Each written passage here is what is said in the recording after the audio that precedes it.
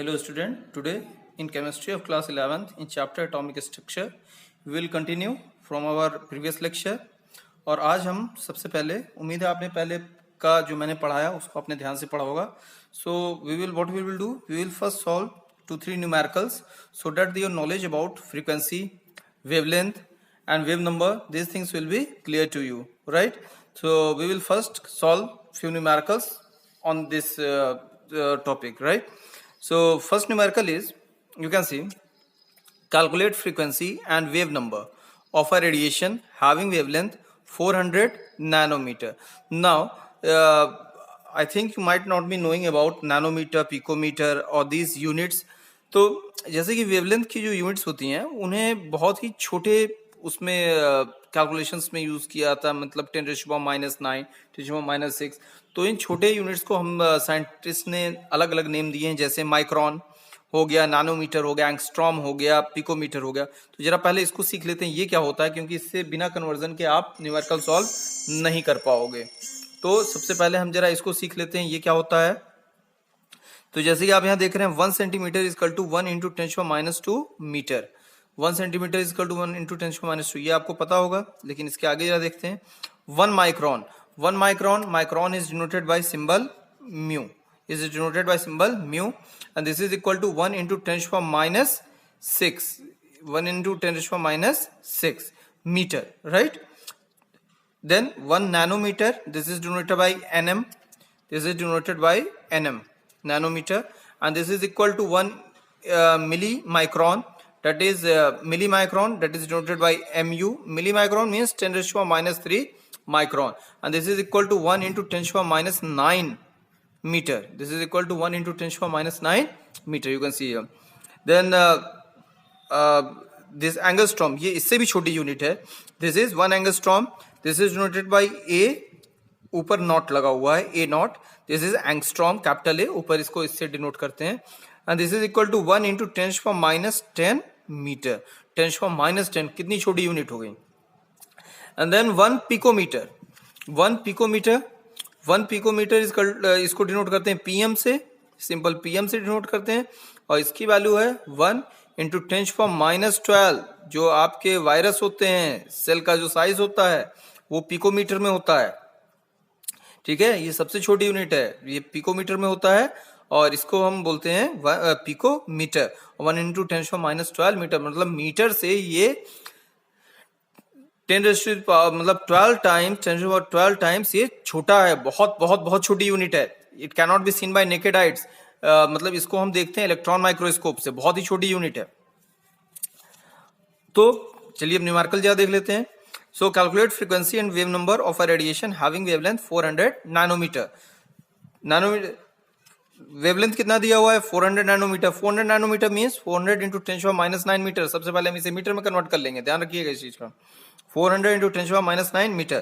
Now frequency, we have to calculate the frequency nu।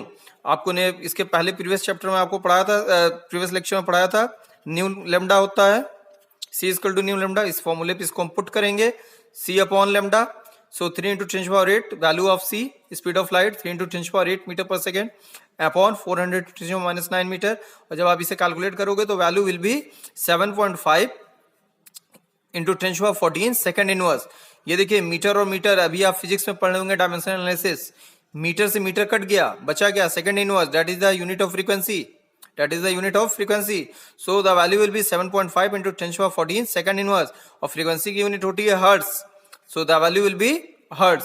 इसको अगर आप मेगा हर्ट्ज में कन्वर्ट करेंगे तो -6 कर दीजिए, 14 - 6 कर दीजिए, जो वैल्यू आएगी वो होगी मेगा हर्ट्ज में यूनिट हो जाएगी, ठीक है। खैर उसको भी हम आगे देख लेते हैं।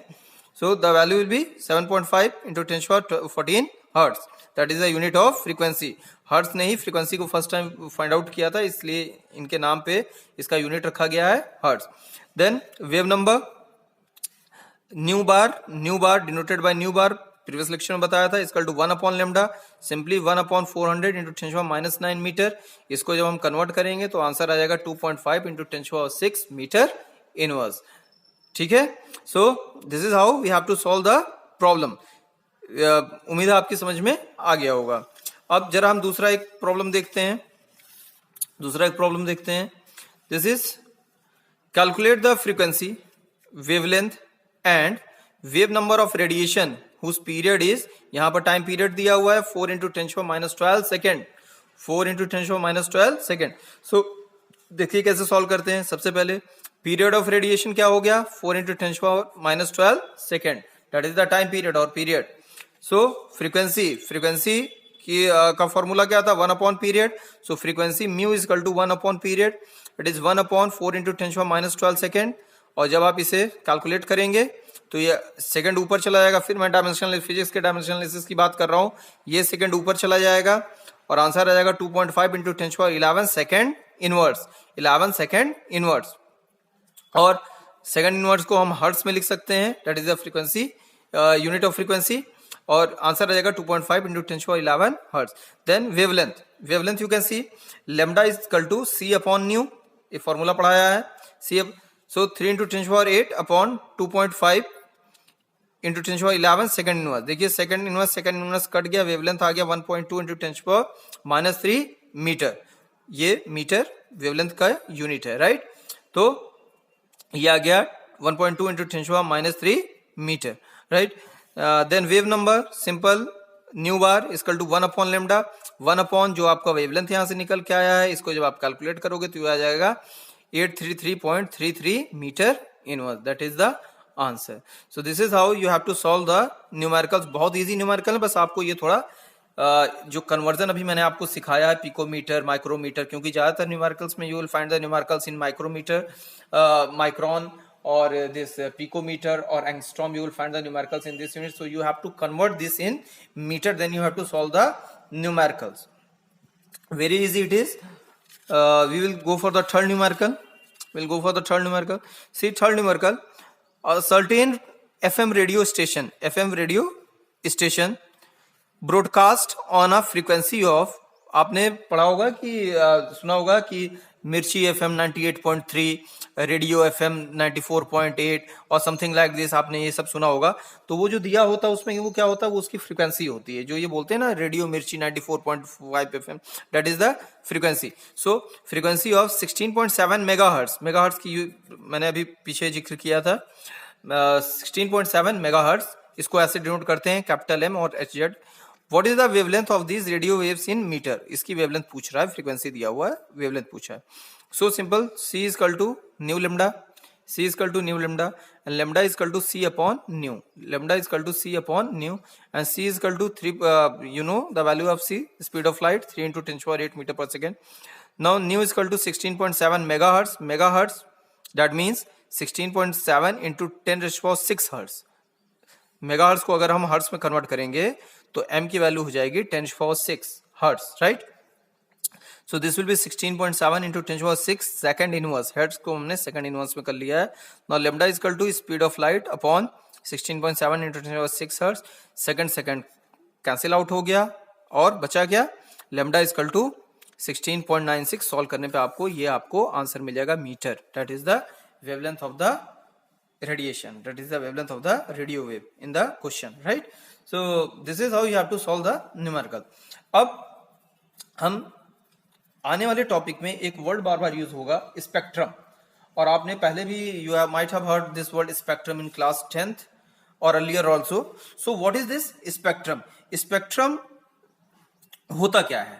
स्पेक्ट्रम, अगर हम बात करें स्पेक्ट्रम, आपने अभी तक स्पेक्ट्रम कुछ इस तरीके से देखा होगा कि ये एक ग्लास प्रिज्म है, and when a white light, मतलब simple light passes through this prism, it get distributed into 7 different colors. In which red is the top and violet is at the bottom, right? Wave go like this, wave G Y and O R. So this is distributed. This distribution is known as spectrum, means you can see this like this, and this distribution is known as spectrum of colors, right? So spectrum क्या है? spectrum किसी चीज का distribution है, एक line में, या तो इन इंक्रीजिंग ऑर्डर और decreasing order, this is known as spectrum. अभी जैसे हमने यहाँ बताया आपको कि this 7 colours are distributed on the basis of their, this red has maximum wavelength, maximum wavelength and violet has minimum wavelength. So they are distributed on the basis of their wavelength of frequency. This arrangement is known as from top to bottom. If we will move from top to bottom, this is known as spectrum. If we distribute all the known waves or radiation, then we will find that if you move like this is the maximum wavelength. This is the maximum wavelength, 1000 meter, and this is the minimum 1 into 10 to the 5 nanometer, 1 into 10 to the 5 nanometer. So you can see visible spectrum is here. The visible light, जो अभी ये सफेद रोशनी हम देख रहे हैं, वो यहाँ पर है, और सबसे लास्ट में है गामा रे, उसके बगल में एक्सरे, उसके बाद है अल्ट्रावायलेट रेडिएशन, फिर आता है आपका विजिबल, इसके बाद है इंफ्रारेड, ये रे जो होती है इंफ्रारेड, अल्ट्रावायलेट आपने सुना होगा जो हमें आंखों से दिखाई नहीं देती, एक्सरे जो एक्सरे में यूज करते हैं, गामा रेज मैंने भी इसके पहले आपको पढ़ाया है, इंफ्रारेड रेज वो होती हैं जिससे हमें गर्मी का एहसास होता है, और ये एक ऐसी रे है जो सभी बायोलॉजिकल ऑर्गेन से एमिट होती रहती है। इंफ्रारेड कैमरास भी आपने सुने। माइक्रोवेव, इसके बाद आता है माइक्रोवेव, इधर की तरफ हम जा रहे हैं, वेवलेंथ बढ़ रहा है, इधर है माइक्रोवेव, फिर है रडार में जो हम वेव्स यूज करते हैं, देन टीवी के में जो रेडिएशन यूज होती है, टीवी में जो यूज होता है, and then last is the radio, means radio wave का जो वेवलेंथ है वो सबसे ज्यादा होता है, इसका मतलब इसकी फ्रीक्वेंसी सबसे कम होगी। You can C 1 into 10 to the power 4, इसकी फ्रीक्वेंसी सबसे कम होगी, और गामा रे इसकी फ्रीक्वेंसी सबसे ज्यादा होगी, 1 into 10 to the power 24। So this arrangement of हमने इसको अरेंज किया है, this arrangement is known as spectrum of electromagnetic radiation. This is known as spectrum of electromagnetic radiation. These are electromagnetic radiation. So this is known as spectrum of electromagnetic radiation. देखिए यहाँ पर सारी radiations on the basis of their wavelength and on the basis of their frequency they are distributed either we can go through this way or we can come through this way. On both the way, either in the increasing order or on the decreasing order, they are distributed, and this distribution of all this radiation in a specific pattern is known as spectrum. ये भी spectrum है, and this arrangement is also a spectrum. तो spectrum क्या होता है, ये I hope आपको clear हो गया होगा, और इस पे कुछ न्यूमेरिकल्स जो भी मैंने जैसे करवाए हैं, इसको आप कुछ न्यूमेरिकल्स और कर लीजिएगा, और स्पेक्ट्रम को थोड़ा स्टडी करने की कोशिश करिएगा। विजिबल स्पेक्ट्रम, खासकर विजिबल स्पेक्ट्रम को, अल्ट्रावायलेट को, इनको थोड़ा स्टडी करने की कोशिश करिएगा, ताकि फर्दर आने वाली चीजों में आपको कोई परेशानी ना हो, क्योंकि आगे सारी चीजें यही radiation, spectrum, frequency, wavelength, intensity, हम केवल इन्हीं पे बात करने वाले हैं एटॉमिक स्ट्रक्चर को जानने से पहले। ठीक है, बाकी कोई कंफ्यूजन हो, you can write me in the comment box, and don't forget to press the my bell icon and subscribe my channel. Okay, thank you.